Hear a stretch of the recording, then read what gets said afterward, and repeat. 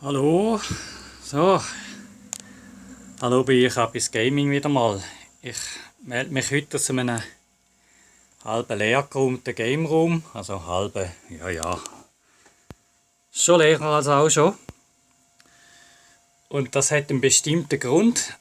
Alles, was ihr jetzt da nicht seht, steckt noch in meinem Auto rein und muss sich jetzt alles wieder ausräumen. Und das ist vielleicht auch gerade eine kleine Erklärung, warum dass es heute keinen Sonntagsgamer gegeben hat. Oder gestern meine ich natürlich. Nicht wie vorletzte Woche.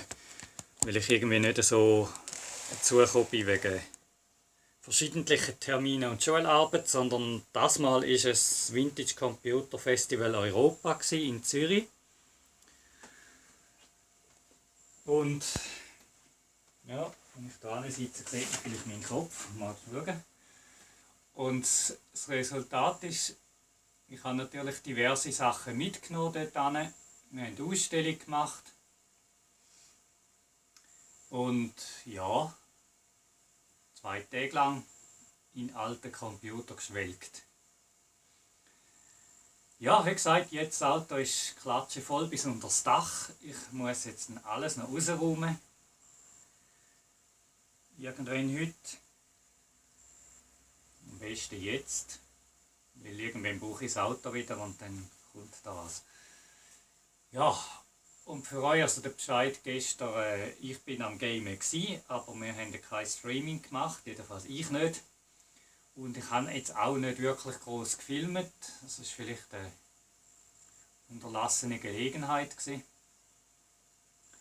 Aber wenn ich dazu komme, mache ich noch so die 2-3 Fotos, die ich gemacht habe, auf. Und sonst verweise ich auf die Webseite vcfe.ch. Da bin ich mir ziemlich sicher, dass da noch viel Material wird kommen. Ihr findet das vcfe.ch und der Verein Vintage Bytes, was organisiert hat, auch auf Twitter und so. Google und verschiedene andere Suchfunktionen werden euch die zeigen. Also es war wieder mal sehr cool gewesen. Ich war bis jetzt nie in Zürich. Ich bin zweimal zu Winterthur bei diesen Startversuchen dort. Und natürlich zu München schon x-mal. Und ich würde sagen, also das Zürich ist wirklich cool. Gut, ja, vielleicht für die, was interessiert, was ich hatte. Ich hatte die Ausstellung mit 2 Amiga 500. Da gibt es ja ein Video dazu von vorher, wo ich die getestet habe. Die sind so weit gelaufen, ich habe noch das falsche Anschlusskabel mitgenommen, das hat ein bisschen gestört. Aber so Sachen gibt es immer. Ja.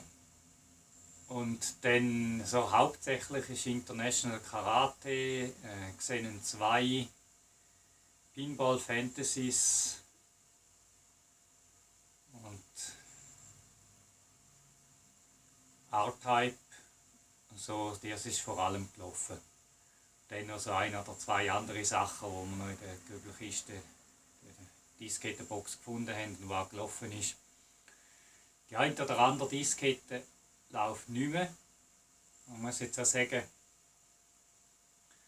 nach gegen 30 Jahren ist das jetzt auch langsam so weit, dass 3,5 Zoll Disketten vom Amiga Schwierigkeiten überkommen. Das müssen sich vielleicht die bewusst sein, die noch solche haben. Es ist nicht so, dass die Diskette in dem Sinn kaputt wäre, man kann sie formatieren und wieder benutzen, nur dann ist halt die Daten drauf gehen weg und sind nicht mehr lesbar und so. Das ist jetzt ein bisschen häufiger vorgekommen. Allerdings muss man auch sagen, dass so gut wie alles, was für den Amiga als Spiel rausgekommen ist, heutzutage problemlos als Disk-Image-File aus Internetquellen bezogen werden kann. Mindestens nach Schweizer Recht, wo das Abladen per se nicht verboten ist, sondern höchstens allenfalls aufladen. Wenn es nach 30 Jahren der Publisher noch interessiert. Das ist sehr unterschiedlich, je nachdem, wer es dort mal gemacht hat. Aber für den Privatgebrauch fällt das ja wahrscheinlich dann nicht so wahnsinnig auf. Jedenfalls, wenn es darum geht, an die Daten wieder heranzukommen, aus historischer Sicht, dann sind die Sammlungen im Internet sehr wertvoll.